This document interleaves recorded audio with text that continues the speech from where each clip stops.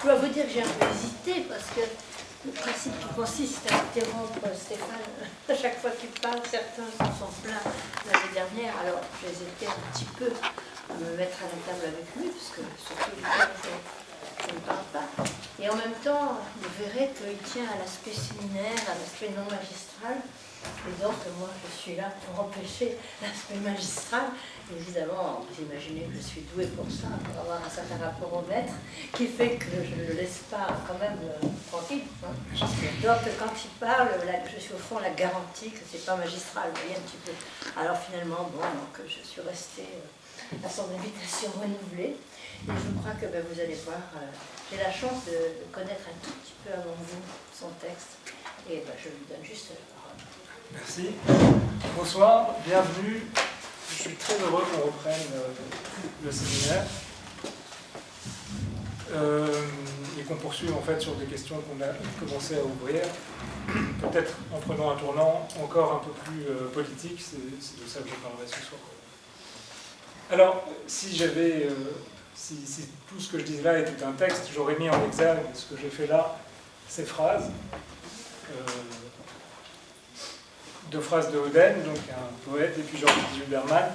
Et je me suis rendu compte, en les mettant en exergue, qu'elle-même, elle seule, elle faisait un petit texte qui se répond. Elle trace même le parcours de ce que j'aimerais réussir à faire cette année, traverser tout ça, ce chemin que, vous allez entendre ça toute la soirée, ce chemin que je vais tenir à appeler du nom de politique.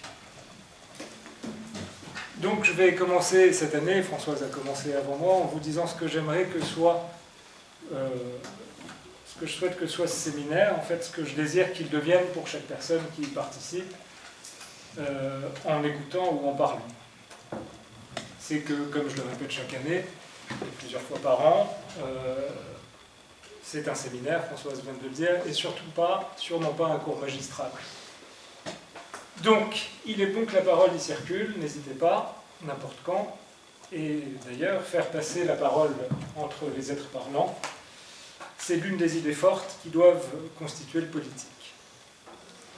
Donc, pour vous dire ce souhait précis de ce que j'aimerais que ce soit ce séminaire, je vais faire quelques petits rappels.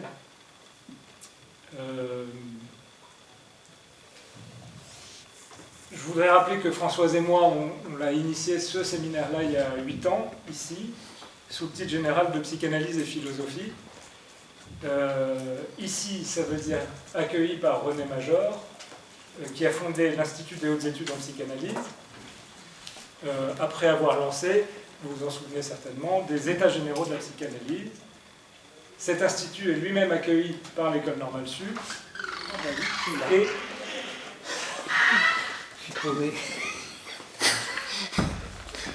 Et donc, on voit bien que ça commence sous le signe d'une série d'accueils. Et il ne faut jamais minimiser la portée, qui est une portée politique, des accueils donnés et des abris offerts.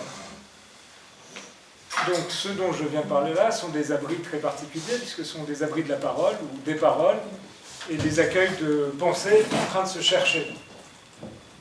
Qu'une pensée soit en train de se chercher, c'est exactement cela que doit donner à entendre, d'abord et avant tout, un séminaire. Un séminaire, si ce n'est pas un cours magistral, c'est justement parce que c'est un travail en cours d'élaboration.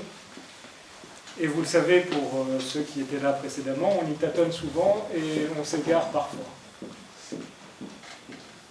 Donc j'ajoute à cette série d'abris accueillants que Françoise Gorog elle-même m'avait accueilli à l'hôpital Sainte-Anne il y a 14 ans, où existait déjà ce qu'elle avait inventé elle, et qui depuis a fait florès un peu partout sur ce modèle, et ça c'est ce qu'on ne dit pas en général, pourtant ça crève les yeux. Elle avait inventé un collectif de recherche analytique au bel acronyme de CORA. CORA qui est devenu depuis Corella. C'est un collectif grâce auquel les lundis entre midi et 2 se réunissaient, et se réunissent encore plutôt le soir désormais, psychiatres, psychanalystes, philosophes, écrivains, architectes, indianistes. Puis-je vous demander de dire un mot sur Cora? Parce que Un mot.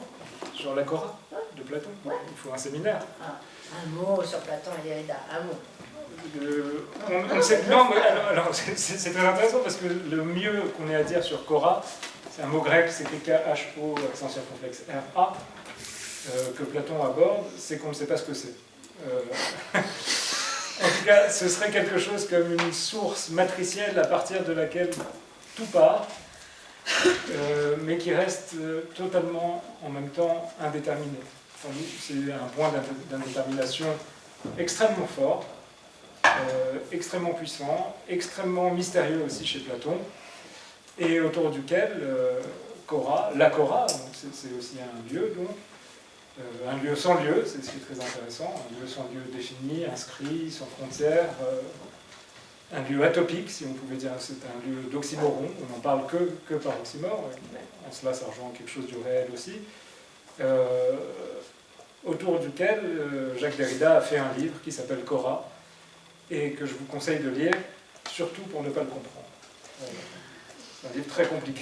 Merci Stéphane, c'est important de temps en temps on rappelle ce que c'était Cora. Ah, bien sûr. J'ai dû appeler Corella parce qu'on m'envoyait des publicités pour supermarché Cora. Alors bien moment je n'ai plus tenu, mais merci d'avoir rappelé ce que c'était. C'est un rappel très schématique, mais l'idée de ce lieu matriciel indéterminé est sans doute la chose importante de l'affaire. Un lieu source d'ailleurs. Donc, dans ce collectif, on avait donc des écrivains, philosophes, etc., de tous horizons qui venaient faire état de leurs recherches et qui viennent encore. Bref, et puis je tiens à dire que maintenant le créneau du lundi entre midi et 2 est occupé par Françoise Goroc qui fait un séminaire donc, sur la mélancolie. Vous voulez en dire un mot ? Oh oui, mais très, très bref. Hein. C'est parce que je trouvais qu'il fallait un petit peu revoir la clinique de la mélancolie. C'est pas très philosophique ni politique, c'est pas exactement le même niveau, mais je trouve qu'il fallait revoir un petit peu les notions sur la mélancolie qui ont été un petit peu zappées, comme on dit maintenant, par les fameuses dépressions. Et puis je trouve que cet aspect de la mélancolie n'a pas rien à voir avec ce qui se passe dans une sorte de mélancolie sociétale qui aboutit quand même des films imbéciles comme 50 Shades of Grey, mais aussi à beaucoup d'ombres de gris qui maintenant sont beaucoup d'ombres, ils sont du gris. Voilà. Donc ce qui est intéressant, c'est qu'on avait là tous ceux qui, ce UX, mais d'ailleurs, vous ferez peut-être une intervention sur mélancolie et politique. Ah ben, peut-être. Voilà. Ça sera vous qui serez invité à la faire le lundi à midi. Non, vous viendrez la faire ici le mercredi à 21h. Donc, c'est reparti pour le spectacle. Donc, tous ceux qui ont un titre ou un autre venaient, qui sont aux prises donc, avec la pensée, avec le langage, avec les phrases et avec l'écriture. Et en écrivant ce petit rappel pour ce soir, je me suis rendu compte que le trait commun, voire le trait unaire même, de tous ces accueils, eh bien, c'est une inquiétude. Une inquiétude au sens le plus beau, mais aussi le plus intense qu'on puisse imaginer du terme. Très exactement comme Roland Barthes disait que l'écriture énerve la langue, c'est une phrase très importante, l'écriture énerve la langue, eh bien cette inquiétude-là qui est la nôtre,